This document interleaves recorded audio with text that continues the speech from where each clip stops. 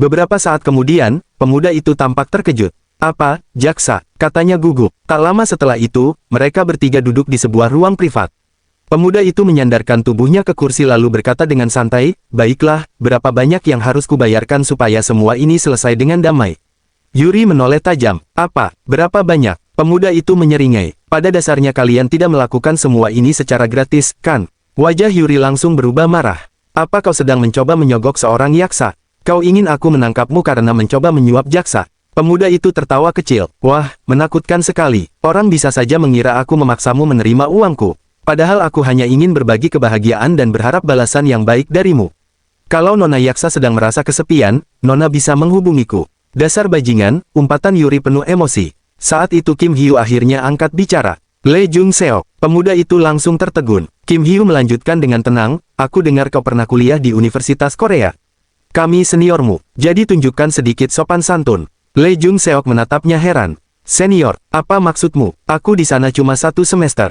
Bukankah lebih baik kau melanjutkan kuliahmu dan mencari pekerjaan yang lebih layak? Ujar Kim Hyu, kau tidak perlu hidup dengan mengkhianati orang lain seperti ini. Lee Jung Seok mendengus. Lalu kau ingin aku kuliah 4 tahun dan hidup penuh utang. Lupakan saja, aku bisa menghasilkan uang lebih banyak dengan cara ini. Jadi aku akan terus hidup seperti ini. Orang tuamu tidak ada di rumah, lanjut Kim Hyu pelan namun menusuk. Dan kau punya 2 adik, kan? Dulu, paling-paling kau hanya akan digugat. Tapi sekarang, kau bisa benar-benar masuk penjara. Apa yang akan kau lakukan dengan kedua adikmu yang masih bergantung padamu? Lee Jung Seok terdiam. Dalam hatinya, terlintas suara adiknya. Terima kasih, Kak. Aku akan masuk universitas yang sama dengan kakak dan menjadi orang hebat seperti kakak. Kami akan belajar giat dan membalas semua kebaikan kakak. Kenangan itu membuatnya tak mampu berkata apa-apa. Kim Hyu kembali berbicara, aku akan membantumu kembali ke universitas.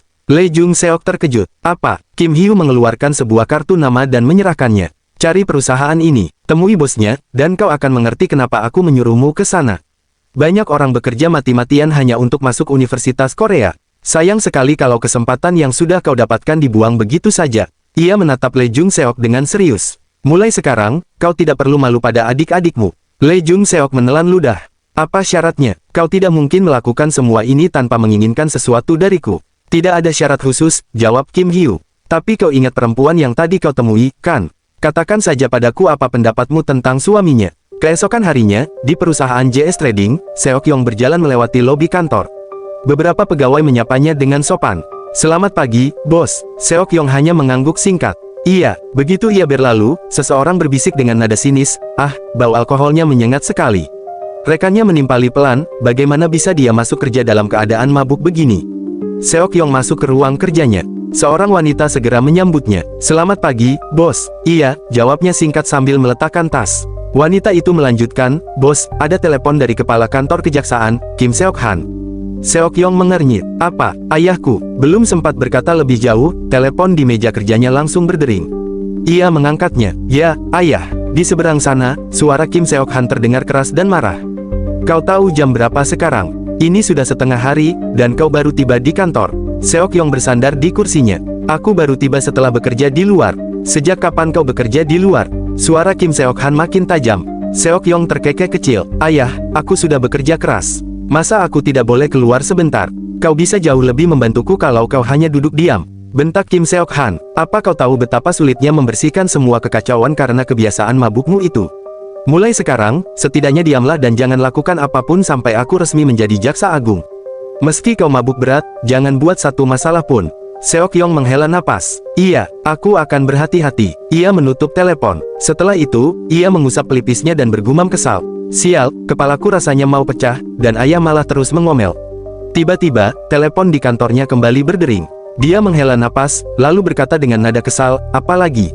Suara dari seberang terdengar hati-hati. Direktur Shin Daewong sudah tiba. Dia terdiam sesaat, lalu menjawab, suruh dia masuk. Beberapa saat kemudian, Daewong masuk dengan wajah tegang. Bos, ini buruk. Seok Yong mengangkat kepalanya. Ada apa? Kenapa kau terlihat begitu terburu-buru? Daewong berkata cepat, saya baru saja mendapatkan informasi terbaru. Salah satu cabang lain dari JS Group sedang mengamankan saham di JS Trading. Apa? Seok Yong berdiri setengah dari kursinya. Apa yang kau bicarakan? JS Group itu seperti satu keluarga. Mereka tidak akan saling menggigit dan menyerang. Daewong menggeleng pelan. Sekarang keadaannya sudah berbeda. Coba Anda pikirkan baik-baik. Saat ini Anda adalah generasi ketiga dari pendiri utama. Apakah Anda benar-benar mengenal semua pimpinan cabang lainnya? Dia melanjutkan dengan suara lebih rendah. Bagi sebagian dari mereka, Anda hanyalah orang asing. Jika Anda masih percaya hubungan kekeluargaan itu akan bertahan selamanya, maka Anda salah. Seok-yong mengusap pelipisnya dengan kesal. Ya ampun, kau terlalu berisik. Kepalaku sedang sangat sakit. Dia melambaikan tangan. Pergilah dan kerjakan saja tugasmu. Jangan ribut soal sejarah keluarga orang lain hanya karena beberapa investasi saham. Daewong menunduk sedikit. Baik, Pak. Pada malam harinya, perayaan ulang tahun ke-50 JS Group di hotel mewah, suasana pesta dipenuhi pujian terhadap pendiri perusahaan. Namun di balik kemeriahan, terdengar bisik-bisik sinis dari keluarga Lee yang meremehkan presiden perusahaan saat ini. Mereka mempertanyakan kelayakannya, menuduh posisinya hanya hasil koneksi keluarga, dan menyindir kehadirannya di acara tersebut. Ucapan-ucapan itu membuat Seok-yong marah. Ia meninggalkan aula, meluapkan emosinya dengan merusak barang di ruangannya, sambil menyadari bahwa para pengkritiknya pun sebenarnya bergantung pada latar belakang keluarga. Setelah menenangkan diri, Seok-yong menghubungi Direktur Shin, meminta penjelasan rinci mengenai laporan sebelumnya dan memintanya segera datang. Beberapa saat kemudian, mereka duduk di sebuah sofa. Suasana terasa berat. Seok-yong bertanya dengan suara rendah, kalau laporanmu itu benar, bagaimana seharusnya kita merespons? Daewong menjawab tanpa ragu, jika JS Group tidak lagi menguntungkan JS Trading, kita harus memisahkan diri. Ini bukan sekadar langkah bisnis, tapi pernyataan kekuatan. Cabang lain harus tahu bahwa kita tidak bisa diremehkan. Seok-yong terdiam sejenak, lalu menatapnya tajam. Kalau begitu, katanya perlahan, bagaimana cara kita memisahkan diri? Keesokan harinya, Daewong memperkenalkan Park Sang-man, seorang konsultan manajemen berpengalaman, kepada pihak JS Trading. Meski dipuji, Sang-man merasa tidak nyaman secara batin, kemudian Seok-yong mengajak Sang-man di sebuah bar untuk membahas JS Trading. Sang-man menilai sayang jika JS Trading hanya menjadi cabang JS Group dan menyatakan pemisahan diri tidak sulit. Ia bahkan menawarkan bantuan akuisisi sebelum pemisahan, dengan syarat diberi kekuasaan penuh atas perusahaan selama bekerja. Keesokan paginya, Sang-man yang masih terkapar di atas kasur tiba-tiba terbangun sambil mengerang. Oh, kepalaku sakit sekali. Saat ia mencoba bangun, sebuah suara datang dari arah ruang tamu. Sudah bangun, Sang-man terkejut dan langsung menoleh. Kim Hyu berdiri di sana dengan ekspresi datar. Bos, kenapa Anda ada di rumah saya sepagi ini? Ucap Sang-man panik. Kau benar-benar tidak ingat apa yang kau lakukan tadi malam. Sang-man mencoba mengingat, tetapi yang terlintas di kepalanya hanyalah bayangan samar dirinya mengetuk pagar pintu dengan keras, lalu semuanya gelap. Melihat wajah Sang-man yang kebingungan, Kim Hyu menghela napas pelan. Keluarlah dulu, hilangkan mabukmu, ujar Kim Hyu. Setelah itu, mereka duduk berhadapan di sebuah meja kecil. Sang-man meminum mangkuk yang diberikan Kim Hyu lalu menghela napas panjang. Ah, segar sekali. Kim Hyu menatapnya lurus. Sekarang ceritakan apa yang terjadi. Sang-man pun mulai bercerita. Saat itu, Sang-man berkata kepada Seok-yong, selama saya bekerja, Anda harus memberi saya kekuasaan penuh atas perusahaan. Seok-yong menjawab tanpa ragu, akan kulakukan. Sang-man melanjutkan, saat ini, seluruh cabang JS Group masih seimbang. Tapi setelah Kim Seo-han resmi menjadi Jaksa Agung, situasinya akan berubah. Ditambah lagi, Anda juga memiliki JS Construction. Cabang JS Group lain pasti akan mencoba mengurangi kekuatan JS Trading. Seok-yong terdiam. Karena itu, lanjut Sang-man, Anda harus mulai mengamankan sebanyak mungkin saham. Jika ingin mempertahankan posisi Anda, manajemen perusahaan harus dikonsolidasikan. Dan agar cabang lain tidak menyadari langkah Anda, pembelian saham akan dilakukan atas nama saya. Seok-yong mengangguk. Baik, kuserahkan padamu. Kembali ke masa sekarang, Sang-man menatap Kim Hyu dan berkata, semuanya berjalan sesuai rencana. Kim Hyu tersenyum tipis. Bagus. Lalu bagaimana dengan Direktur Shin Daewong? Sang-man menjawab, direktur itu sepertinya menginginkan sesuatu dari Kim Seok-yong. Sikapnya padaku terlalu baik. Kim Hyu menyandarkan tubuhnya ke kursi. Kim Seok-yong memang sedikit tidak beruntung. Kedepannya, dia akan menghadapi banyak masalah. Kim Hyu menatap Sang Iman. Bagaimanapun, aku menantikan keberhasilan misimu. Sang-man menunduk ringan. Baik, bos. Sementara itu, di JS Trading, Daewong menemui Seok-yong dan berkata, harga saham mereka terus naik tanpa kendala. Untuk sementara, kenaikan itu tampaknya dipengaruhi oleh kabar bahwa Kepala Kantor Kejaksaan, Kim Seok-han, akan segera diangkat menjadi Jaksa Agung. Namun Seok-yong langsung menimpali, untuk sekarang, tidak masalah. Lanjutkan saja. Daewong melanjutkan, ada pihak yang telah membeli saham kita secara besar-besaran di pasar. Meskipun harga terus naik, mereka tidak berhenti membeli. Saya khawatir cabang lain sudah mulai bergerak. Seok-yong terdiam sejenak. Dalam hati, ia bergumam, mereka mencoba mengambil alih perusahaanku. Ia lalu mengangkat ponselnya dan menelepon seseorang.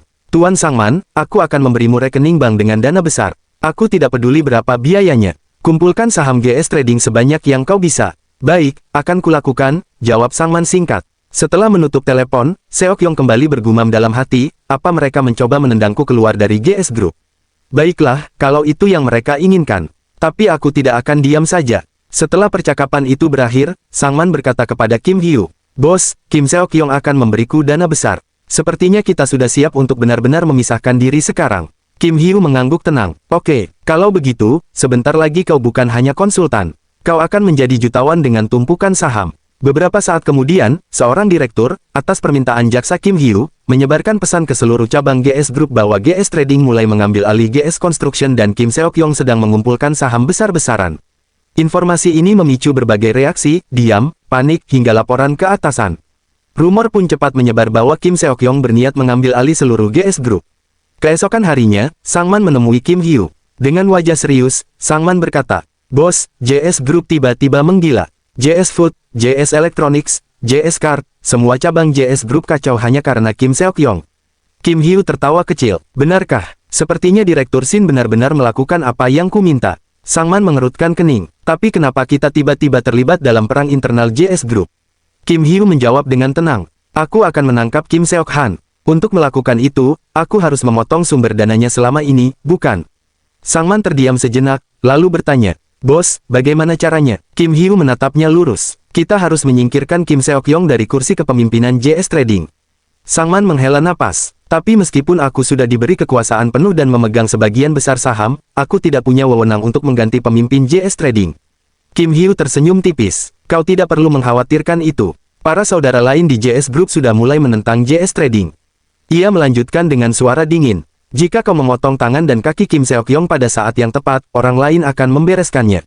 Sangman berkata, "Bos, kau benar-benar melakukannya. Kau menjadikan seluruh cabang JS Group seperti mainan." Kim Hyu hanya tersenyum tipis. "Benarkah?" Pada malam harinya, Kim Hyu menemui Sung Ho dan Seok Yu. Kim Hyu berkata, "Investigasi terhadap Kim Seok Yong sedang berjalan. Kita sudah punya cukup dasar untuk menangkap dan menginterogasinya." Sung Ho menimpali, "Untung saja Il Yung tidak membersihkan bukti dengan benar." Kim Hyu mengangguk. "Bagus. Kalau Kim Seok Yong tertangkap, semuanya akan jauh lebih mudah." Sung Ho bertanya dengan nada kesal, "Lalu kapan kita akan menangkapnya?" Menjengkelkan melihat orang berdosa sepertinya masih bebas berkeliaran. Kim Hyu menjawab tenang, "Aku berpikir kita menangkapnya pada hari persidangan." Seok Yu ikut bicara, "Selama persidangan berlangsung, Kim Seok Han tidak akan bisa bergerak." Sung Ho mengangguk, "Dan berita penangkapan Kim Seok Yong akan menyebar dengan cepat." Dalam hati, Kim Hyu bergumam, sidang Kim Seok Han akan digelar dalam beberapa hari. Hubungannya dengan Jo Tae-sup dan keterkaitannya dengan JS Group sudah hancur sepenuhnya. Satu-satunya yang tersisa hanyalah kejatuhan. Kim Seok Han, saat kau ditangkap nanti, kau tidak akan bisa lagi mengandalkan uang, kekuasaan, atau apapun. Seok Yu tiba-tiba berkata, "Kalau dipikir-pikir, anak hasil perselingkuhan Kim Seok Han itu, kau bilang dia temanmu, bukan?" Kim Hyu menjawab singkat, "Ya." Malam berikutnya, di sebuah kafe, Kim Hyu bertemu dengan Han Mi. Saat itu, Han Mi berkata, "Rupanya Kim Hyu sudah tumbuh besar. Bagaimana bisa kau tahu kalau nonamu ingin berubah suasana hatinya?" Sambil tersenyum kecil, Kim Hyu berkata, "Nona, apa maksudmu?" "Makan saja." Setelah selesai makan, Han Mi berkata, "Ah, aku kenyang. Terima kasih untuk makanannya." Lalu dia melanjutkan dengan nada serius, "Sekarang beritahu aku. Pasti kau berpikir kalau tidak enak memulai cerita sebelum aku menyelesaikan makananku, kan?" Kim Hyu langsung berkata, "Ini tentang ayahmu. Apa kau ingat janjiku padamu tentang penangkapan ayahmu, Kim Seok Han? Kau tahu kalau dia akan menjadi jaksa agung, kan? Kau bisa menunggu waktu, kau bisa menunggu sampai persidangan nanti. Aku akan memastikan dia tidak bisa lepas. Aku merasa harus memberitahumu terlebih dahulu." Saat itu, Han Mi bergumam dalam hatinya sambil mengingat perkataan ayahnya, "Jangan lakukan apapun yang membuat keberadaanmu diketahui dunia. Kalau kau melakukan itu, hal menyedihkan akan terjadi padamu dan ibumu." Lalu dia teringat kembali semua kisah-kisah menyakitkan yang selama ini menekannya. Han Mi pun berkata, "Apa ada yang bisa aku lakukan untuk membantumu menangkapnya? Kalau aku mengungkapkan diri sebagai putri kandungnya dan membuka bagaimana perlakuannya terhadap ibuku di depan pers, apa itu bisa membantumu?" Kim Hyu sempat terkejut. Han Mi melanjutkan, "Aku selalu memimpikannya hal itu. Betapa bebas dan bahagianya hidupku tanpa dirinya." Air matanya mulai jatuh. "Aku tidak bisa kuliah, tidak bisa mencari kerja, bahkan tidak bisa tinggal sesuka hatiku. Aku muak dan lelah hidup seperti ini. Aku ingin semua orang tahu betapa buruknya dia. Kim Hyo berkata pelan, tapi semua orang akan tahu kalau kau adalah anak dari hubungan tidak sah. Hanmi mengusap air matanya dan menjawab, aku tidak peduli. Sampai sekarang aku hidup sebagai anak tanpa seorang ayah. Kau akan membantuku, kan? Kim Hyo mengangguk. Ya, tentu. Hanmi berkata dengan tegas, neraka yang dia tunjukkan padaku selama ini, sekarang giliranku membalasnya. Beberapa hari kemudian, Kim Seok-han tiba di gedung Majelis Nasional dan langsung dikerumuni wartawan. Saat ditanya persiapan dan pendapatnya mengenai tuntutan reformasi kejaksaan, ia menjawab bahwa jika terpilih sebagai jaksa agung, ia akan memastikan investigasi berjalan sesuai hukum dan prinsip, tanpa terpengaruh tekanan eksternal, dan akan membuktikan kelayakannya dalam persidangan. Di persidangan, wartawan menyoroti kekayaan keluarganya dan hubungan dengan JS Group. Kim Seok-han menjelaskan bahwa aset besar itu milik istri dan anaknya, yang mewarisi kekayaan dari ayahnya, dan menegaskan tidak ada tindak pidana. Ia menekankan bahwa meski memiliki hubungan erat dengan JS Group, ia berjanji menegakkan hukum tanpa pengecualian jika perusahaan tersebut tersangkut kasus pidana. Sementara itu, di gedung kejaksaan, orang-orang menonton persidangan melalui televisi.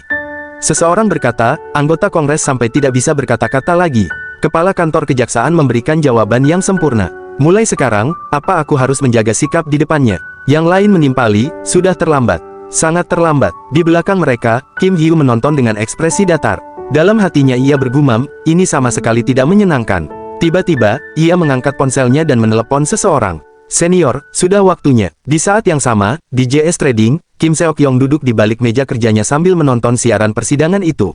Ia tersenyum tipis dan berkata, akhirnya ayah menjadi jaksa agung. Mulai sekarang, segalanya akan lebih mudah.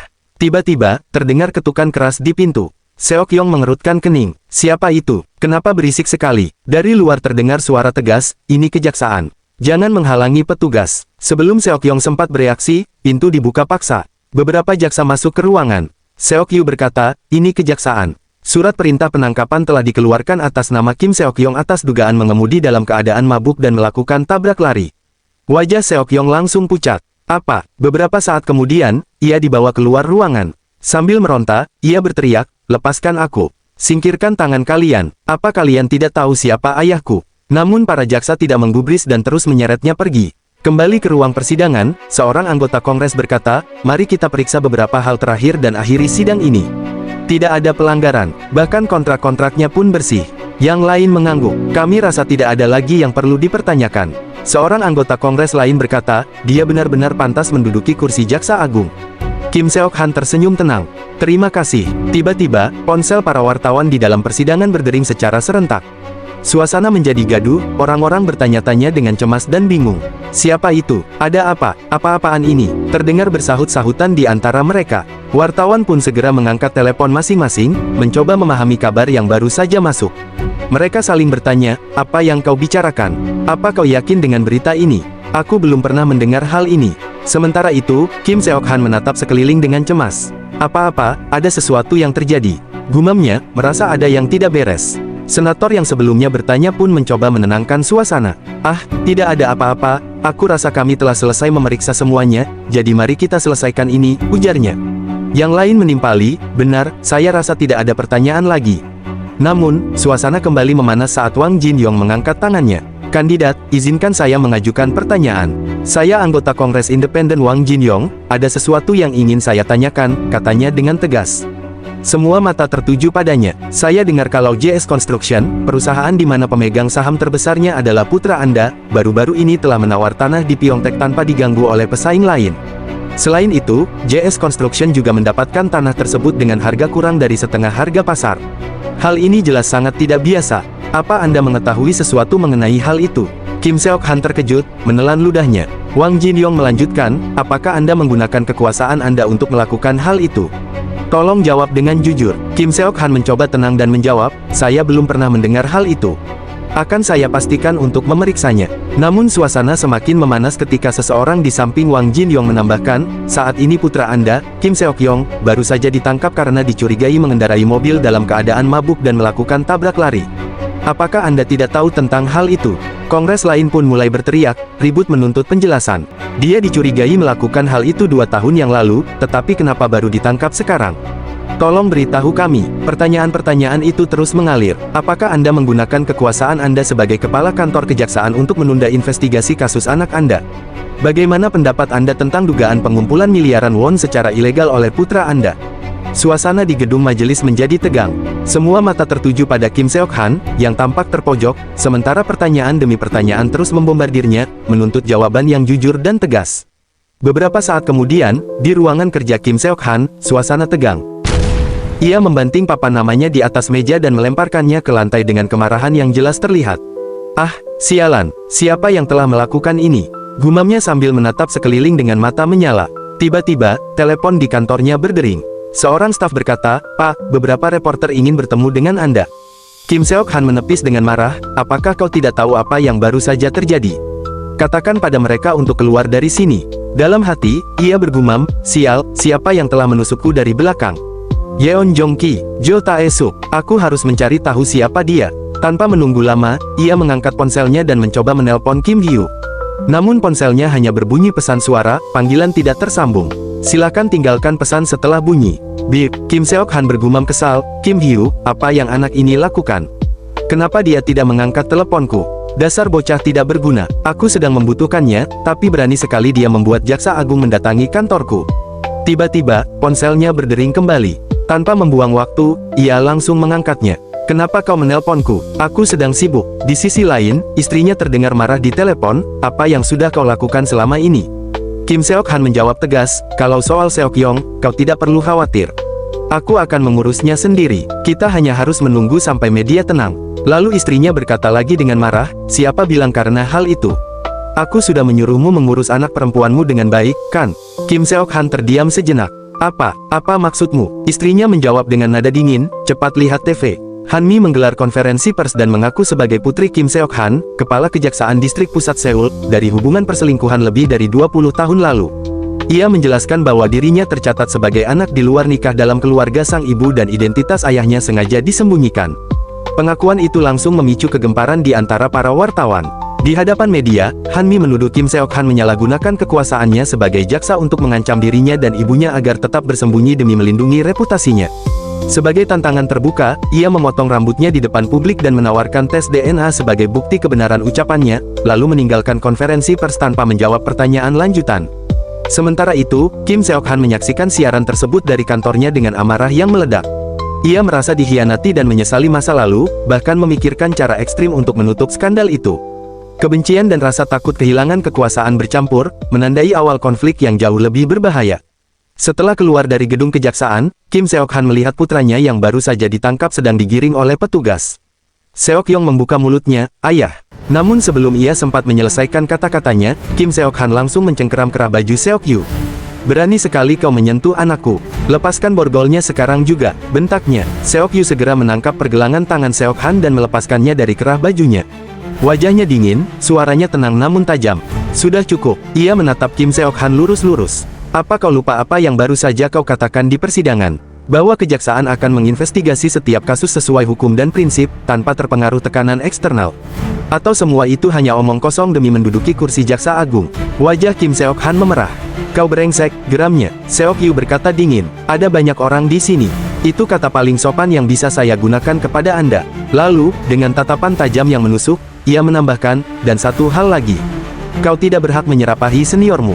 Ia berhenti sejenak, lalu berkata pelan namun jelas, "Dasar junior sialan." Keesokan harinya, Sangman menghampiri Kim Hyu di gedung perusahaan real estate-nya. "Suasana di seluruh negeri masih gaduh karena insiden kemarin," ujarnya. Kim Hyu berkata santai, "Tentu saja, itu ulah orang tertentu." Sangman terkejut, "Apa? Kalau dipikir-pikir, apa Anda tidak bekerja?"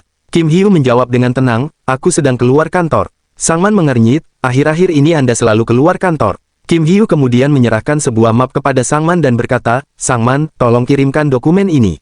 Sangman penasaran, "Kirimkan kemana?" Kim Hyu menatapnya serius, "Kepala kantor kejaksaan distrik pusat Seoul, Kim Seok-han." Beberapa saat kemudian, di gedung kejaksaan, Kim Seok-han sedang berjalan di koridor ketika seorang bawahannya menghampiri dengan tergesa-gesa. "Kepala jaksa, ada banyak reporter di depan gerbang." Kim Seok-han menjawab dingin, "Aku tahu. Usir mereka sekarang juga. Aku akan mengadakan konferensi pers nanti, jadi suruh mereka menghadirinya." Setelah itu, ia langsung menuju ruang kerjanya. Baru saja duduk di kursinya, tiba-tiba seorang wanita membuka pintu dan masuk. Kepala jaksa, kami menerima kiriman dokumen baru. Pengirimnya meminta agar dokumen ini diserahkan langsung kepada Anda. Apa yang harus saya lakukan?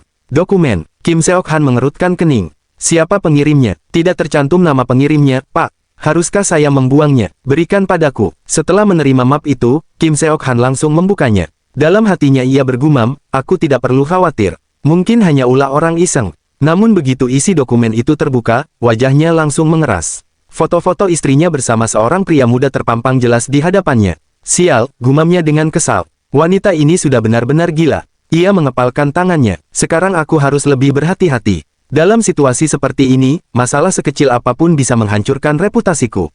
Aku tidak boleh membiarkan gosip seperti ini tersebar. Ia segera mengangkat ponselnya dan menelepon seseorang. Halo, ia menelepon istrinya. Aku tidak akan menanyakan apapun tentang apa yang telah kau lakukan. Tapi mulai hari ini, kau tidak boleh keluar rumah. Suara istrinya terdengar dingin di seberang telepon. Kau meneleponku hanya untuk mengatakan itu. Sudah cukup, aku akan mengurus urusanku sendiri, jadi kau urus masalahmu sendiri. Lebih dari itu, kapan putraku akan dibebaskan? Kau sudah kehabisan kekuatanmu sekarang, bukan? Atau lebih tepatnya, kau tidak bisa melakukan apapun. Kim Seok-han menahan emosinya. Semua ini akan berakhir ketika aku menjadi jaksa agung. Sampai saat itu, jangan mempermalukan keluarga kita dan bersabarlah. Jaksa agung, ejek istrinya. Melihat situasimu sekarang, jika seseorang sepertimu bisa menjadi jaksa agung, itu lelucon. Lupakan saja, aku akan meminta bantuan ayahku. Kau tidak akan pernah menjadi jaksa agung. Klik, Kim Seok-han membeku sejenak, lalu menggeram marah.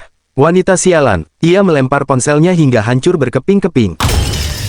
Kemudian ia kembali menatap foto-foto perselingkuhan itu, merobeknya berkali-kali hingga menjadi potongan kecil.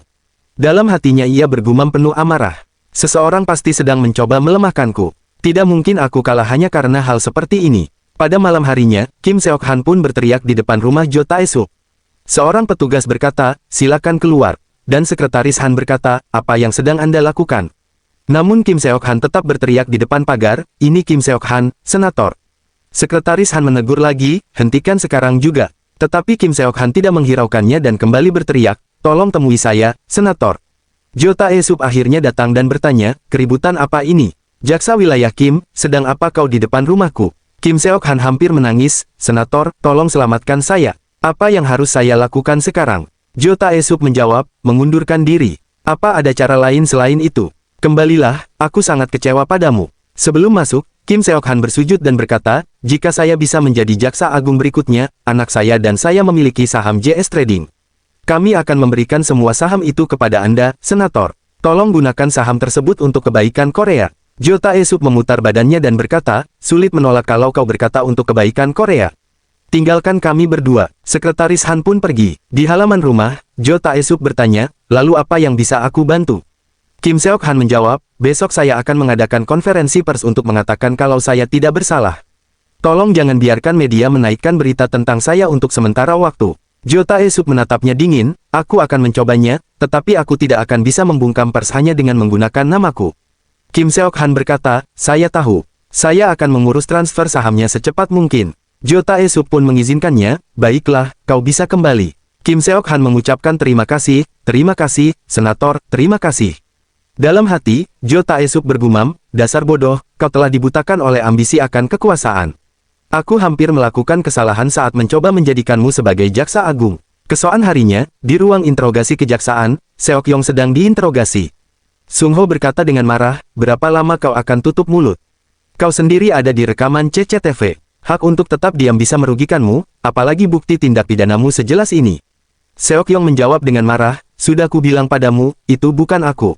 Pengacara yang berada di sampingnya menenangkan, kau tidak boleh terpancing. Mereka sedang mencoba menghancurkanmu dengan pernyataan jebakan. Tiba-tiba, pintu ruang interogasi terbuka. Seok-han masuk dan Sung Ho langsung berseru, kepala jaksa. Seok-han berkata tegas, kalian berdua, tolong keluar sebentar. Sung Ho menolak, maaf, tapi kami. Seok-yu, yang berada di samping Sung Ho, memotong, ayo keluar. Di luar, Sung Ho bertanya, apa kita akan meninggalkannya begitu saja? Mereka pasti sedang merencanakan sesuatu. Bukankah kita harus menghentikan mereka? Seok-yu menenangkan, tidak masalah. Perhatian seluruh negeri saat ini tertuju ke mereka. Meskipun dia sekarang menjabat jaksa agung, dia tidak akan bisa mengubah apapun. Seok Han yang berada di ruang interogasi langsung berkata dengan nada dingin, jawab pertanyaanku dengan jelas. Berapa banyak saham JS Trading yang kita miliki? Anaknya terdiam sejenak. Kim Seok Han tiba-tiba membentak, saham seluruh keluarga kita. Berapa banyak yang sudah kau kumpulkan? Anaknya akhirnya menjawab, atas namaku sekitar 8%. Jika dihitung keseluruhan, keluarga kita memiliki sekitar 18%. Kim Seok Han langsung berkata, hubungi sekretarismu. Perintahkan mereka untuk bersiap mentransfer seluruh saham kita. Anaknya terkejut. Apa? Kepada siapa? Kau tidak perlu tahu, jawab Kim Seok Han singkat. Kau hanya perlu memberi perintah. Dalam hatinya, Kim Seok Han bergumam, jika ini bisa membuatku menduduki kursi jaksa agung, kurasa semua ini sepadan. Namun anaknya mencoba membantah, tapi ayah, kalau kita menahan saham itu, tidak butuh waktu lama bagiku untuk menjadi bos. Kim Seok Han langsung memotong dengan tajam, itu tidak penting sekarang. Aku akan segera mengeluarkanmu dari sini. Tutup mulutmu sampai kau keluar. Keesokan harinya, di konferensi pers, Kim Seok Han meminta maaf atas keributan yang terjadi, namun menegaskan bahwa ia tidak bersalah atas tuduhan korupsi terkait JS Construction. Ia membantah memiliki hubungan dengan wanita yang mengaku putrinya dan menyebut seluruh klaim sebagai konspirasi politik. Kim menegaskan akan kooperatif dengan investigasi untuk membuktikan ketidakbersalahannya dan menolak mundur dari posisi kandidat jaksa agung, menyatakan bahwa pengunduran diri justru diinginkan oleh pihak yang ingin menjatuhkannya. Ia menutup dengan keyakinan bahwa kebenaran akan muncul bagi mereka yang bertahan hingga akhir. Malam harinya, di rumahnya, Jo Tae-sup menelpon seseorang, ya, ini aku. Anggap saja bantahan untuk konferensi pers dari jaksa wilayah Kim Seok Han yang kita siapkan besok tidak pernah ada. Pada malam harinya, di kediaman Jo Tae-sup, sebuah koran dengan judul, Jaksa Penuntut Kim Seok Han tidak akan tunduk pada konspirasi politik diletakkan di atas meja. Kim Seok Han, yang duduk di sampingnya, berkata, terima kasih atas bantuan Anda, Senator. Jo Tae-sup menjawab, tidak masalah. Kim Seok Han kemudian menyerahkan sebuah dokumen dan berkata, ini adalah nota untuk transfer saham. Jo Tae-sup menerima dokumen itu dan berkata, kalau kau langsung menyerahkan sahamnya kepadaku, orang-orang mungkin akan curiga. Aku akan mengambil ini sebagai pinjaman hipotek. Kim Seok Han terlihat bingung. Maksud Anda pinjaman hipotek? Jo Tae-sup tersenyum tipis dan menjelaskan, setelah semua ini selesai, kau akan membutuhkan uang. Seorang pria luar biasa seperti dirimu membutuhkan banyak modal untuk melakukan hal luar biasa. Aku akan menghargai jika kau menggunakan uang ini untuk tujuan itu. Lagi pula, kau memintaku menggunakan saham ini demi kepentingan Korea, bukan? Seorang pria hebat sepertimu pasti bisa memberikan banyak manfaat bagi negara. Kim Seok Han menunduk dan berkata, terima kasih telah mempercayai saya. Lalu ia keluar dari rumah Jo Tae-sup. Sambil menatap Kim Seok Han pergi dari halaman rumahnya, Jo Tae-sup bergumam dalam hati, aku akan menyingkirkan orang-orang yang dibutakan oleh keserakahan. Keesokan harinya, di ruang kerja Kim Seok Han, ia menatap artikel di komputernya dan bergumam dalam hati, bagus, opini publik membaik seperti yang aku harapkan. Tiba-tiba, pintu diketuk dari luar. Masuklah, katanya. Seorang wakil kepala jaksa masuk dan menyapa, halo Pak. Oh, wakil kepala jaksa, ada keperluan apa? Tanya Kim Seok Han, tak menyadari apa yang akan terjadi. Beberapa orang dari tim investigasi berada di belakang wakil kepala jaksa. Kim Seok Han terkejut. Apa itu? Kenapa kalian membawa tim investigasi? Wakil kepala jaksa menatap serius. Kepala jaksa, saya diperintahkan oleh jaksa agung untuk menangkap Anda. Kim Seok Han langsung marah. Apa? Menangkapku? Apa maksud kalian ini? Bawa dia, ujar wakil kepala jaksa tegas. Baik, Pak, tim investigasi menjawab, lalu mereka langsung menangkap Kim Seok Han. Kim Seok Han berteriak dengan marah, perintah jaksa agung, berani sekali orang tua yang ingin menjatuhkanku melakukan ini. Apa kalian pikir kalian bisa baik-baik saja setelah memperlakukan aku seperti ini? Maafkan saya, tolong ikut bersama kami, ujar wakil kepala jaksa, menahan ketegangan. Beberapa saat kemudian, mereka berjalan menyusuri koridor. Orang-orang yang melihatnya berbisik, ada apa? Kepala jaksa ditangkap. Ya ampun, apa yang sebenarnya terjadi di sini? Tanya yang lain. Sementara itu, Kim Hyu mengamati dari kejauhan. Ia mengangkat ponselnya dan berkata, mulai sekarang, kantor dan rumah kepala jaksa Kim Seok Han akan disita dan digeledah. Jo Tae-sup ditelepon dan diperintah, temukan bukti kuat. Pastikan dia tidak bisa mengelak lagi. Dia telah dibutakan oleh ambisi akan kekuasaan. Kita tidak tahu apa yang akan ia lakukan kalau kali ini lolos dari penangkapan. Beberapa saat kemudian, Sung Ho memberi instruksi kepada timnya di ruangan Kim Seok Han. Cari semua hal yang bisa dijadikan bukti. Periksa setiap sudut ruangan. Mereka pun bergerak cepat. Dalam hati, Kim Hyu bergumam, aku hanya perlu bukti yang cukup untuk memastikan kemenangan. Buku tabungan, burner phone, itu sudah cukup. Beberapa saat kemudian, di ruang interogasi, Kim Seok Han duduk dengan tangan diselangkan, wajahnya penuh kemarahan. Sialan, siapa yang merencanakan semua ini? Geramnya, Seok Yu menatapnya dingin. Apa itu penting sekarang? Tampaknya kau sudah lupa dosa-dosa yang selama ini kau lakukan. Dalam hati, Kim Seok Han bergumam, sial. Apa yang sebenarnya terjadi? Jaksa Agung yang akan pensiun seharusnya tidak bisa memberikan perintah sesuka hati. Artinya, hanya ada satu orang yang tersisa, Jo Tae-suk. Tidak kusangka dia mengkhianatiku setelah aku menyerahkan saham padanya. Apa dia sudah merencanakan semua ini sejak awal? Tidak, aku tidak boleh kehilangan kendali. Aku hanya perlu tetap rasional saat ini. Kim Seok Han mencoba bersikap tenang. Aku tidak bersalah. Ini semua hanya konspirasi politik. Bukankah semua tuduhan kepadaku hanyalah tuduhan palsu tanpa bukti yang jelas? Seok Yu menaruh sebuah dokumen di atas meja interogasi. Ini adalah riwayat panggilan Burner Phone milik Anda. Ada banyak percakapan dengan para eksekutif JS Construction sebelum dan sesudah penawaran tanah di Pyeongtaek. Kim Seok Han menatapnya datar. Aku tidak tahu nomor ini. Aku tidak mengerti kenapa kau menunjukkan bukti ini padaku. Seok Yu terdiam beberapa saat, lalu berbalik dan meninggalkan ruangan. Di luar, Seok Yu menelpon. Halo, ini aku, Kim Hyu, apakah kau sudah menemukan bukti dari rumah Kim Seok Han? Kim Hyu menjawab, belum. Kami belum menemukan bukti kuat. Bagaimana dengan kantornya? Seok Yu berkata, Sung Ho sedang mencarinya, tapi sampai sekarang belum ada kabar. Kalau kita tidak punya bukti kuat, penangkapan ini bisa gagal. Kim Hyu menatap serius. Dia bukan tipe orang yang meninggalkan jejak begitu saja. Kita harus mencari lebih teliti. Beberapa saat kemudian, Kim Hyu mendapat informasi dari Lee Jung Seok mengenai villa yang sering dikunjungi Kim Seok Han dan istrinya. Sesampainya di villa, Kim Hyu dan Lee Jung Seok berbicara dengan serius dengan istri Kim Seok Han mengenai kesalahan Kim Seok Han, termasuk penggunaan burner phone, serta memastikan bahwa jika terbukti bersalah, Kim Seok Han akan menghadapi konsekuensi penuh dan tidak boleh menyentuh harta bendanya saat perceraian. Istri Kim Seok Han menegaskan bahwa Kim Seok Han selalu berada di sebuah ruangan di ujung lantai 2. Kim Hyu dan Lee Jung Seok kemudian memeriksa seluruh ruangan tersebut, menelusuri meja dan rak, namun tidak menemukan apa-apa, sehingga Kim Hyu merasa frustrasi. Mereka sempat berpikir bahwa semua petunjuk mungkin sudah hilang atau disembunyikan dengan sangat rapi. Lee Jung Seok pun menyatakan bahwa mereka tampaknya sudah memeriksa seluruh penjuru ruangan. Saat Kim Hyu menatap sekeliling, ia tiba-tiba menyadari adanya tangga gantung di samping ruangan. Setelah dibantu Lee Jung Seok menaiki tangga itu, Kim Hyu menelusuri loteng ruangan tersebut dan berhasil menemukan sesuatu yang penting. Temuan ini menjadi bukti krusial yang ia cari untuk menindak Kim Seok Han, menandai langkah besar dalam penyelidikan mereka. Beberapa hari kemudian, di penjara, Kim Seok Han dikunjungi oleh putrinya, Han Mi.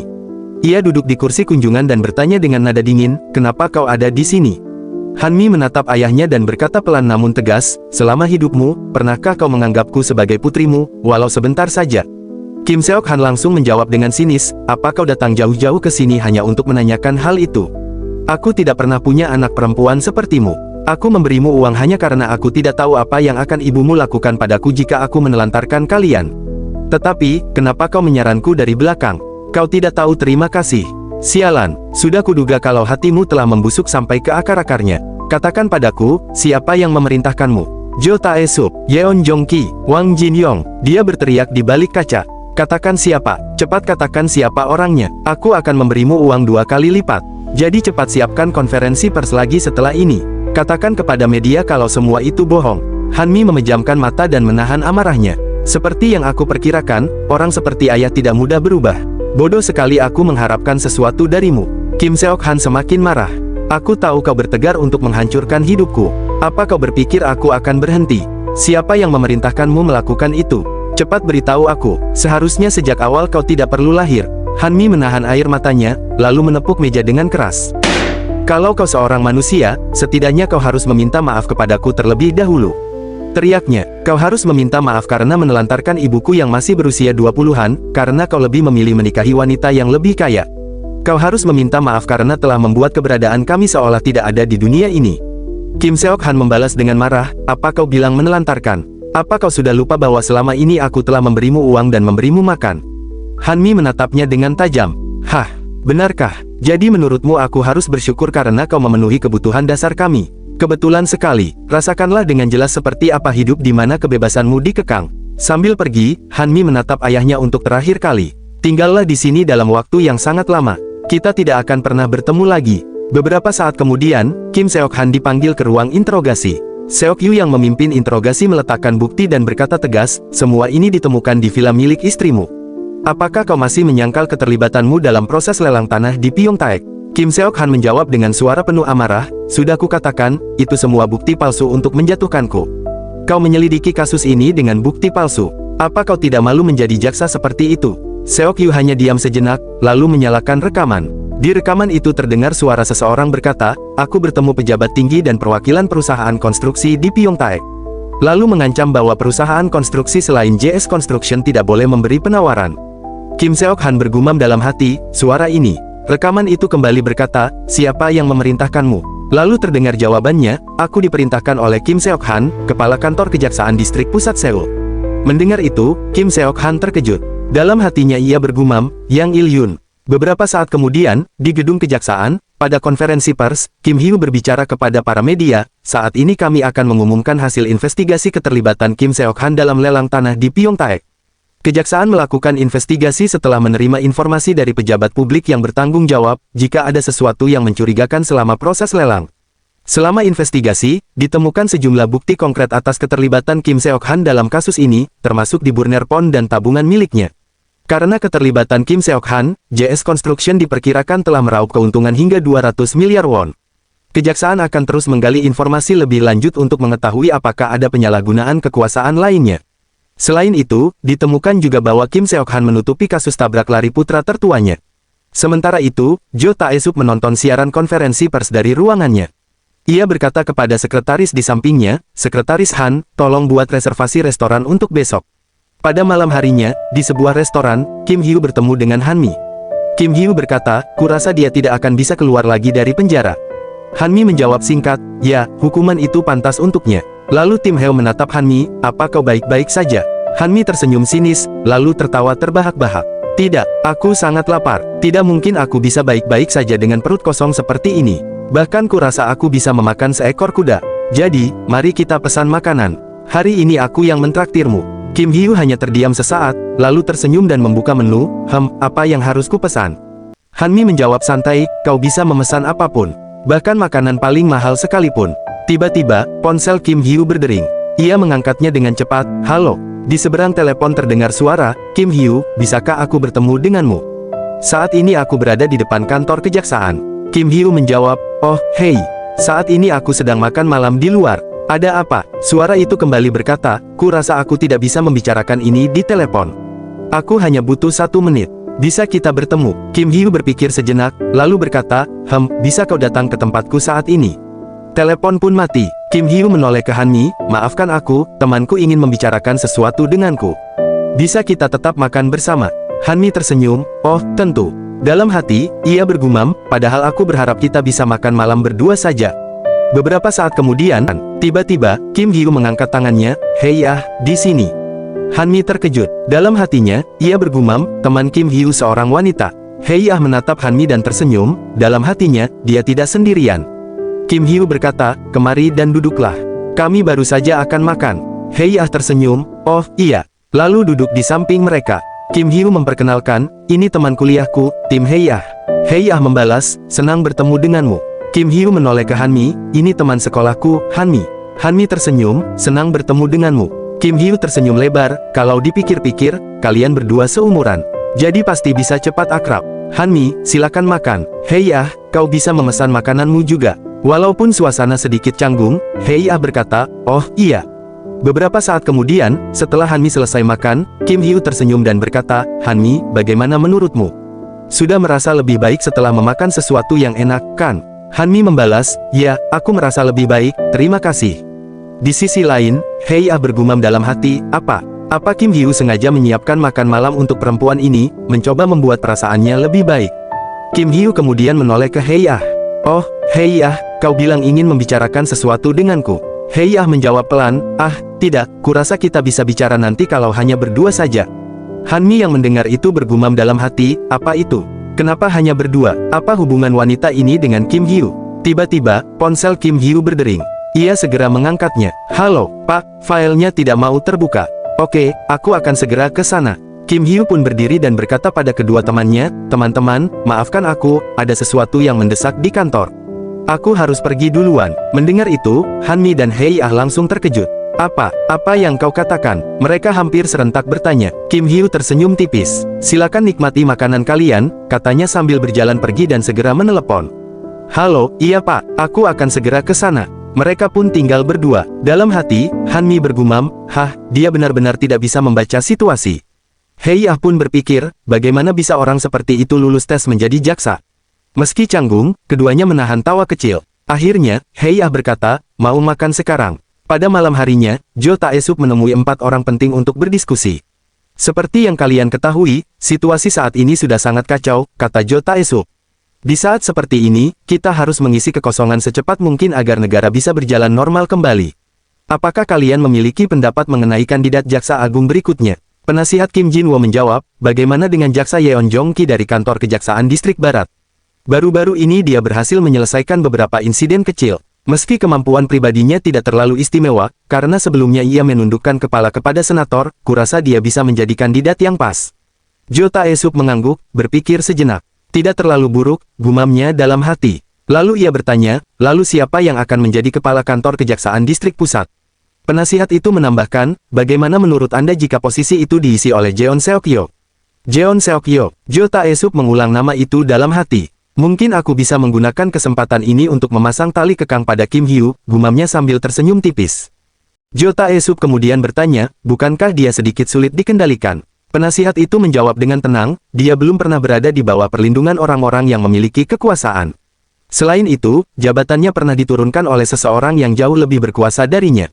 Menurut saya, bukan hal sulit bagi Anda untuk mengendalikannya. Terlebih lagi, dia dikenal sangat jujur. Sepertinya, begitu dia bersumpah setia, dia tidak akan pernah mengkhianati sumpah tersebut. Jo Tae-suk mengangguk pelan. Baiklah, segera atur pertemuan dengan Jeon Seok-yo. Baik, senator, jawab penasihat itu singkat. Jo Tae-suk lalu menoleh ke arah Direktur Park. Dan kau, Dae-ho, gunakan kesempatan ini untuk memikirkan cara mengambil alih JS Trading. Dae-ho segera menjawab, baik, senator. Dengan itu, pertemuan pun berakhir. Satu persatu mereka meninggalkan ruangan. Tak lama kemudian, salah satu bawahan Jo Tae-suk masuk dan berkata, semuanya sudah pergi. Baik, kata Jo Tae-suk. Kenapa kalian berdua tidak duduk di depanku? Tanpa basa-basi, Jo Tae-suk langsung berkata, Jaksa Kim Hyu sudah mengetahui hubunganku dengan Bank of Korea. Sepertinya dia juga telah mengetahui rahasia korupsiku. Dia bisa menyerangku kapan saja. Kita harus menemukan kelemahan Kim Hyu. Kami sudah menelusuri informasi pribadinya secara rinci, tetapi tidak menemukan satu pun kelemahan. Penasihat itu menyela, kalau dia tidak punya, bukankah kita bisa membuatnya? Jo Tae-suk menatapnya tajam. Apa kau punya ide? Bagaimana kalau kerabatnya menerima suap? Kita bisa menyuap keluarga jaksa Kim Hyu. Jo Tae-suk tersenyum tipis. Penyuapan? Ya, mengingat kondisi ekonomi keluarganya yang biasa saja, kurasa itu bisa berhasil. Baiklah, kau yang akan bertanggung jawab atas hal ini. Dia memegang kelemahanku, jadi setidaknya aku juga harus memegang satu kelemahannya, bukan? Benar sekali, senator, jawab penasihat itu. Keesokan harinya, di gedung kejaksaan, Jeon Seok-yu menerima sebuah panggilan telepon. Jaksa Jeon Seok-yu, suara di seberang bertanya, ya, benar, dengan siapa saya berbicara? Jawab Seok-yu, aku Kim Jin-won, penasihat senator Jo Tae-suk. Setelah insiden mantan kepala kantor kejaksaan Kim Seok-han, senator Jo Tae-suk sangat terkesan dengan kerja kerasmu. Seok-yu terdiam, beliau ingin membicarakan sesuatu secara langsung, lanjut Kim Jin-won. Apakah kau bisa meluangkan waktu sebentar? Dalam hati, Jeon Seok-yu bergumam. Senator Jo Tae-suk. Beberapa saat kemudian, Jo Tae-suk bertemu dengan Jeon Seok-yu di sebuah tempat makan. Saat itu, Jo Tae-suk menuangkan minuman ke gelas Jeon Seok-yu sambil berkata, aku mendengar kau memimpin investigasi tim Kim Seok-han. Terima kasih atas semua kerja kerasmu. Jeon Seok-yu menjawab, terima kasih atas pujian Anda. Jo Tae-suk melanjutkan, dan rupanya rekan-rekan kerjamu mengatakan banyak hal positif tentang dirimu. Mereka bilang kau adalah jaksa penuntut yang pantas dijadikan panutan. Jeon Seok-yu kembali menjawab dengan tenang. Saya hanya melakukan apa yang memang harus saya lakukan. Jo Tae-suk tertawa kecil. Kau benar-benar rendah hati. Kemudian Jeon Seok-yu berkata dengan hati-hati. Sebelumnya, apa alasan Anda memanggil saya ke tempat ini dan mengadakan pertemuan pribadi seperti ini? Bukankah Anda ingin membicarakan sesuatu? Jo Tae-suk tersenyum tipis. Tenang saja, aku memanggilmu untuk menyampaikan sebuah kabar. Ia berhenti sejenak, lalu melanjutkan. Aku berencana menempatkanmu sebagai kepala kantor kejaksaan distrik pusat. Jeon Seok-yu terkejut. Maaf. Jo Tae-suk berkata lagi. Tentu saja, ada syaratnya. Aku hanya ingin kau melakukan satu hal untukku. Tolong urus senator Wang Jin-yong. Dalam hati, Jo Tae-suk bergumam. Wang Jin-yong sedang mengawasi Bank of Korea. Untuk menguji kesetiaan Jeon Seok-yu, aku akan menyingkirkan para penggangguku satu per satu. Jo Tae-suk melanjutkan dengan nada tenang. Pendahulumu gagal melakukan ini. Namun karena kau berhasil menangani kasus Kim Seok-han, aku yakin kau bisa melakukannya. Aku tahu kau orang yang jujur dan patuh pada hukum. Ia menatap Jeon Seok-yu tajam. Jika kau menyelesaikan kasus Wang Jin-yong dengan baik, aku berjanji tidak akan pernah memberimu tugas seperti ini lagi. Jeon Seok-yu terdiam sejenak, lalu menjawab, biarkan saya memikirkannya terlebih dahulu. Jo Tae-suk tersenyum. Baiklah, aku akan menunggu jawabanmu. Keesokan paginya, di gedung kejaksaan, Sung Ho mendengar para jaksa di lift membicarakan rumor pergantian pimpinan. Nama Jeon Seok-yu disebut-sebut akan menjadi kepala kantor kejaksaan distrik pusat berikutnya, mengejutkan sebagian orang karena ia dianggap tidak disukai atasan. Namun ada pula yang yakin bahwa ia tengah kembali menunjukkan kekuatannya. Mendengar itu, Sung Ho tersenyum puas. Di ruangannya, ia menyampaikan rumor tersebut langsung kepada Jeon Seok-yu dan memujinya sebagai sosok paling pantas. Jeon Seok-yu menanggapinya dengan tenang, menegaskan bahwa semua itu hanyalah rumor dan tak perlu dibesar-besarkan. Sementara itu, di sisi lain, di rumah orang tua Kim Hyu. Saat itu, kedua orang tua Kim Hyu sedang duduk di halaman rumah. Tiba-tiba, seseorang menyapa, "Permisi, apa yang sedang kalian lakukan?" "Ini rumah orang tua jaksa Kim Hyu, bukan?" Ayah Kim Hyu menoleh dan menjawab, "Iya, benar. Tapi siapa kau?" Orang itu tersenyum tipis. "Senang bertemu dengan Anda. Nama saya Jaksa Lee Wo-jae. Saya teman jaksa Kim Hyu." Mendengar itu, ayah Kim Hyu langsung menyambutnya dengan ramah. "Oh, rupanya kau teman anakku. Masuklah." "Terima kasih banyak," jawab Wo-jae. Ibu Kim Hyu ikut berbicara. "Kita punya tamu. Aku akan mengambilkan teh." Beberapa saat kemudian, mereka duduk di ruang tamu, di atas tikar sederhana. Ibu Kim Hyu bertanya dengan lembut, "Bagaimana kabar anak kami di Seoul? Apa dia bekerja dengan baik?" Wo-jae mengangguk. "Tentu saja, jaksa Kim Hyu adalah aset berharga di kantor kami. Dia sangat dikenal karena kemampuannya yang luar biasa." "Syukurlah," ujar Ibu Kim Hyu dengan wajah lega. Namun ayah Kim Hyu kemudian bertanya, "Kalau begitu, ada keperluan apa kau datang sejauh ini?" "Oh, benar," kata Wo-jae. Ia lalu melepas ransel panjang yang dibawanya dan meletakkannya di lantai. "Ini." Ayah Kim Hyu menatap ransel itu dengan curiga. "Apa ini?" "Saya ingin menyerahkannya kepada Anda," jawab Wo-jae. "Akhir-akhir ini jaksa Kim Hyu sangat sibuk, jadi dia jarang pulang. Kebetulan saya ada urusan di daerah ini, jadi dia menitipkannya kepada saya." Ayah Kim Hyu menggeleng pelan. "Aku hanya akan menerima sesuatu jika diberikan langsung oleh anakku. Tidak peduli sesibuk apapun dia tetap sering menelepon kami. Tapi dia tidak pernah menyebutkan hal ini." Wo-jae tertawa kecil. "Tentu saja belum, Pak. Ini hadiah kejutan dari jaksa Kim Hyu." Wajah ayah Kim Hyu mengeras. "Maaf, tapi bisakah kau pergi dari sini?" "Pak, kenapa kita tidak? Ambil tas itu dan pergilah." "Kalau begitu, sampai jumpa. Aku tidak akan mengantarmu," ujar ayah Kim Hyu. "Hati-hati di jalan." Setelah Wo-jae pergi, Ibu Kim Hyu berbisik, "Aku tidak tahu siapa sebenarnya dia." Ayah Kim Hyu menghela napas. "Ya, ada sesuatu yang tidak beres. Aku memang tidak berpendidikan tinggi, tapi aku tahu niat seseorang tidak selalu baik. Jika kita tidak ingin menjadi beban bagi anak kita yang bekerja untuk negara, kita harus selalu berhati-hati." Beberapa saat kemudian, Pak Seo datang mengajak ayah Kim Hyu bermain catur dan tanpa sengaja menemukan sebuah tas golf di halaman rumah. Mengira tas itu milik ayah Kim Hyu, ia berniat membawanya pulang, namun ayah Kim Hyu bereaksi keras dan melarangnya. Rasa curiga membuat Pak Seo membuka tas tersebut meski ayah Kim Hyu memohon agar tidak dilakukan. Di dalam tas ternyata terdapat tumpukan uang tunai yang mengejutkan keduanya. Ayah Kim Hyu panik karena tidak tahu asal-usul uang itu dan gagal menghubungi pemilik kartu nama di dalam tas. Diliputi ketakutan, ia menutup tas dan bergegas pergi untuk mengembalikannya secepat mungkin sebelum terjadi masalah. Sementara itu, di sebuah restoran sup sederhana, Sung Ho, Kim Hyu, dan Jeon Seok-yu makan bersama. Sung Ho berkata dengan wajah ceria, "Sudah lama kita tidak makan sup dan nasi begini, kan?" Kim Hyu menjawab singkat, "Aku sering makan ini." Sung Ho menoleh dengan heran. "Benarkah?" Dalam hati, Kim Hyu bergumam, "Hye dulu sangat menyukai makanan ini, tapi akhir-akhir ini kami bahkan tidak sempat makan bersama. Beberapa hari lalu dia ingin membicarakan sesuatu denganku, kan?" Ia menarik napas pelan. "Aku harap dia bisa akrab dan menikmati waktunya bersama Hanmi." Sung Ho lalu menoleh ke arah Jeon Seok-yu. "Pak, sup Anda akan dingin. Silakan dimakan." Jeon Seok-yu tersadar. "Ah, benar." Namun Kim Hyu menangkap raut wajahnya yang tampak gelisah.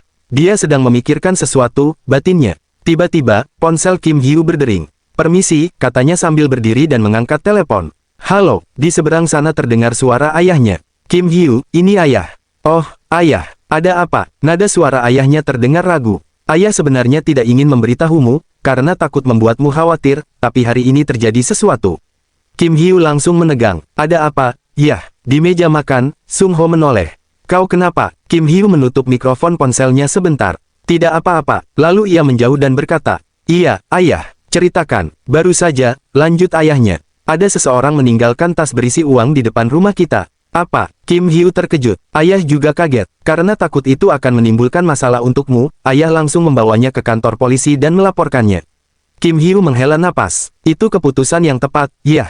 Namun, lanjut ayahnya, di sekitar rumah tidak ada CCTV. Kartu nama yang ditinggalkan orang itu juga sepertinya palsu. Ayah tidak tahu apakah polisi bisa menemukan pelakunya. Tenang saja, jawab Kim Hyu dengan suara lebih rendah. Aku akan menyelidikinya sendiri. Ayahnya terdiam sejenak, lalu berkata pelan. Maaf sudah menambah beban pikiranmu. Kau pasti sedang sibuk. Tidak apa-apa, yah. Ini bukan masalah besar. Kalau begitu, ayah berharap semuanya cepat selesai. Ingat, ayah selalu mendukungmu. Kim Hyu tersenyum tipis. Iya, yah. Sampai jumpa. Ia menutup telepon. Wajahnya kini berubah dingin. Dalam hati, ia bergumam penuh amarah. Jo Tae-sup, hanya dia yang cukup licik untuk melakukan hal seperti ini.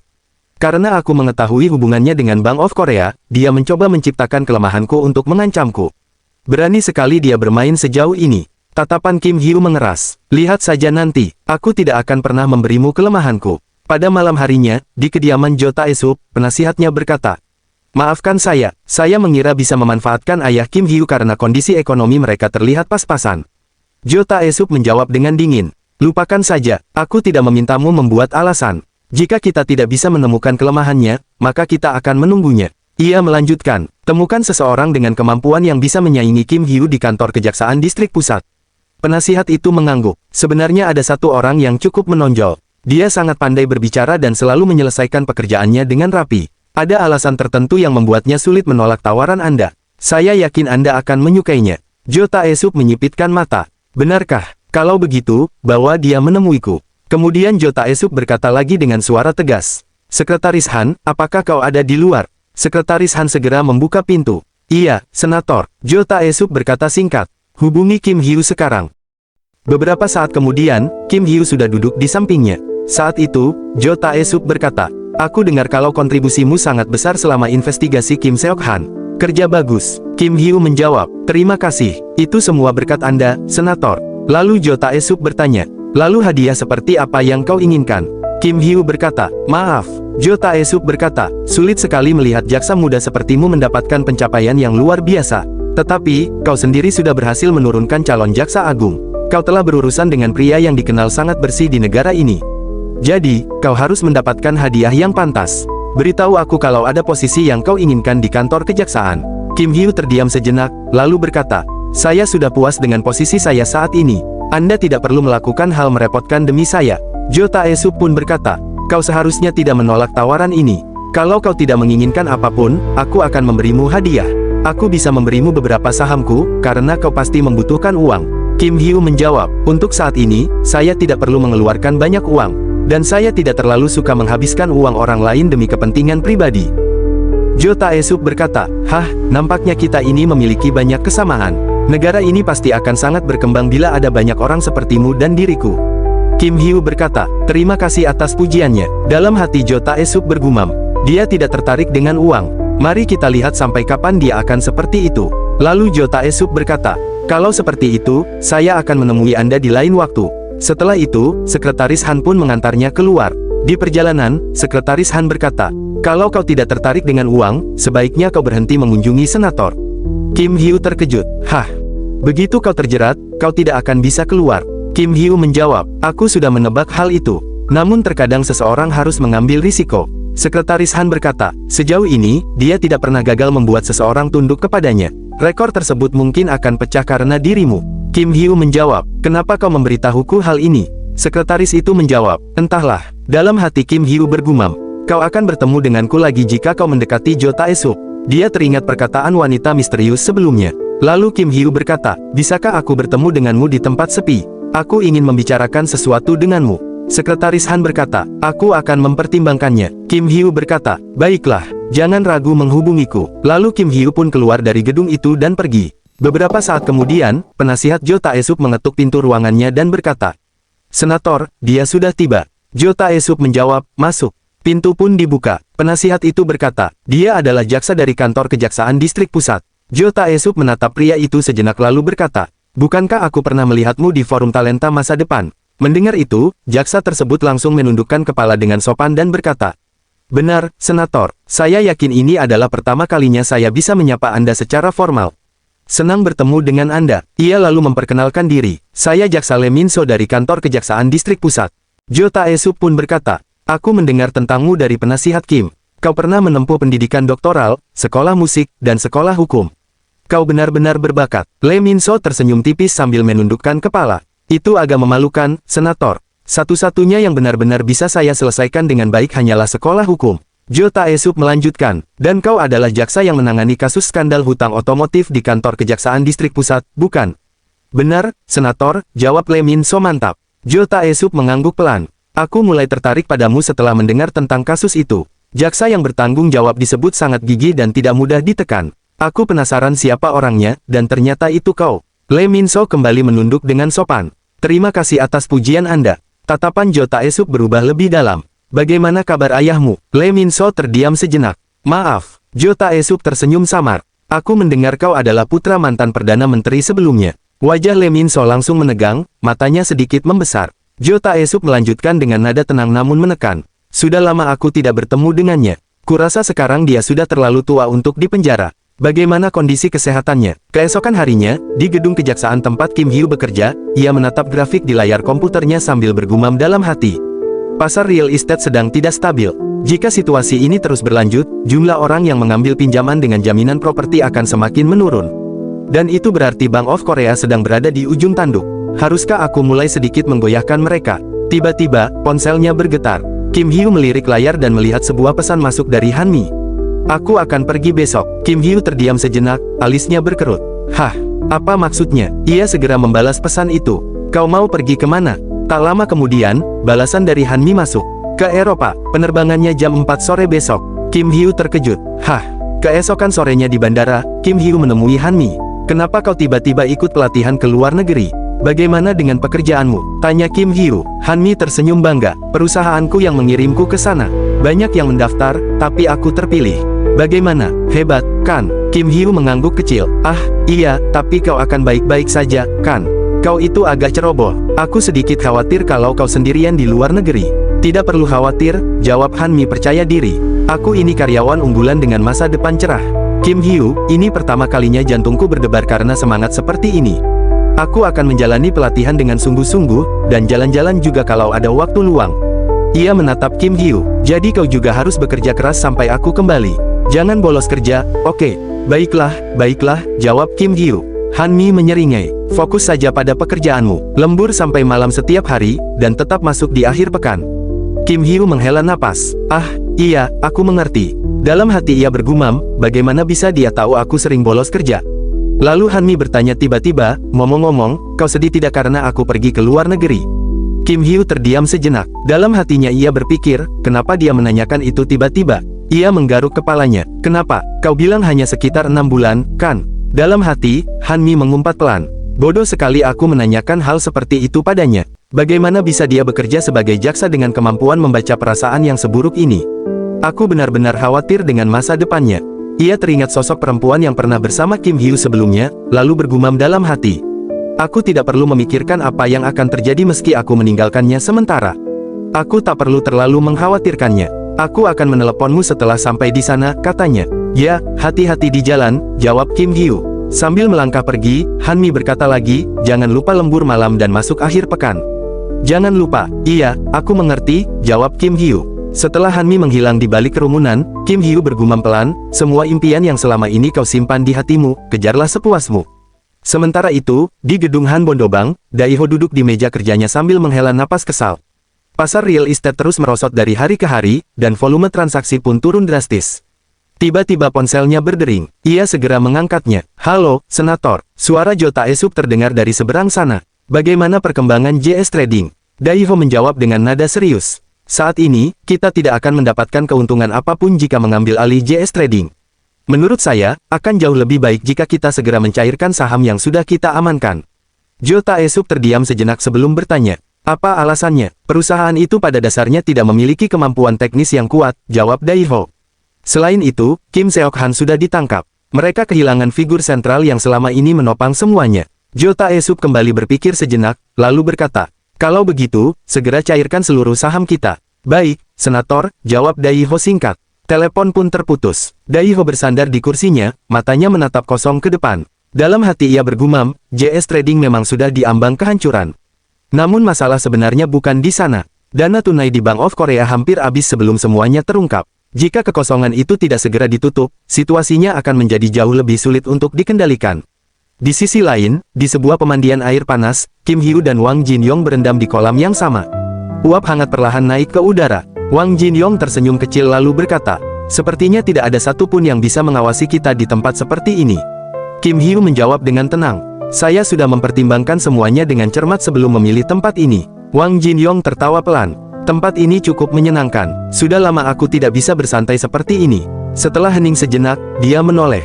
Lalu, apa yang sebenarnya ingin kau bicarakan? Kim Hyu menatap permukaan air dan berkata, tolong sebutkan peraturan real estate di Seoul di depan media. Wang Jin-yong tampak sedikit terkejut. Peraturan real estate, Kim Hyu mengangguk. Benar, Anda hanya perlu menyebutkannya secara terbuka. Sebagai gantinya, saya akan menyerahkan informasi tentang bank tersebut. Wang Jin-yong menyipitkan mata. Bank tersebut maksudmu Bank of Korea? Kim Hyu menjawab tanpa ragu. Benar, saya akan memberikan informasi yang spesifik dan detail. Wang Jin-yong tersenyum tipis. Baiklah, kalau begitu, aku juga akan memberitahumu satu atau dua hal. Kim Hyu menoleh. Tentang apa? Wang Jin-yong berkata pelan. Tentang pengangkatan jaksa. Kim Hyu terdiam sesaat. Oh, apakah sudah dikonfirmasi? Wang Jin-yong mengangguk ringan. Aku dengar prosesnya sudah hampir selesai. Kau pasti juga sudah mendengar beberapa rumor, bukan? Kim Hyu menjawab. Ya, ada beberapa rumor yang beredar di kantor. Wang Jin-yong melanjutkan. Pertama, rumor tentang Yun Jong-gi, kepala kantor Kejaksaan Distrik Barat. Kabarnya dia akan menjadi jaksa agung berikutnya. Dalam hati, Kim Hyu bergumam. Sudah kuduga, bagaimanapun juga, dia berada di pihak Jo Tae-suk. Wang Jin-yong lalu menambahkan, dan untuk kepala kantor Kejaksaan Distrik Pusat, kabarnya posisi itu akan diisi oleh Jeon Seok-yu. Kim Hyu terkejut. Apa? Dalam hatinya, pikirannya langsung bergejolak. Mereka benar-benar menempatkan Jeon Seok-yu di posisi itu. Pada malam harinya, Kim Hyu berlari kecil menyusuri jalan yang sepi. Napasnya teratur, tetapi pikirannya kacau. Dalam hatinya, ia bergumam. Apakah itu benar? Jeon Seok-yu benar-benar ditunjuk sebagai kepala kantor Kejaksaan Distrik Pusat. Posisi itu adalah jabatan yang paling dekat dengan Jo Tae-suk. Selama ini, hanya orang-orangnya Jo Tae-suk yang bisa duduk di kursi tersebut. Jika sekarang Jeon Seok-yu berada di kubu yang sama dengannya, lalu apa yang harus kulakukan? Jika itu benar-benar Jeon Seok-yu, dia pasti akan langsung menyadari tujuanku sejak awal. Kim Hyu tiba-tiba berhenti berlari. Ia menunduk, menghela napas panjang, lalu berkata dengan nada kesal. Tidak, apa yang sedang kupikirkan? Jeon Seok-yu bukan orang seperti itu. Dia tidak akan melakukan hal semacam itu. Keesokan harinya, di gedung kejaksaan, Kim Hyu memasuki ruangan sambil membawa berkas dan menghampiri Sung Ho. Oh, senior, ini data yang Anda minta, katanya. Sung Ho menerimanya sambil tersenyum.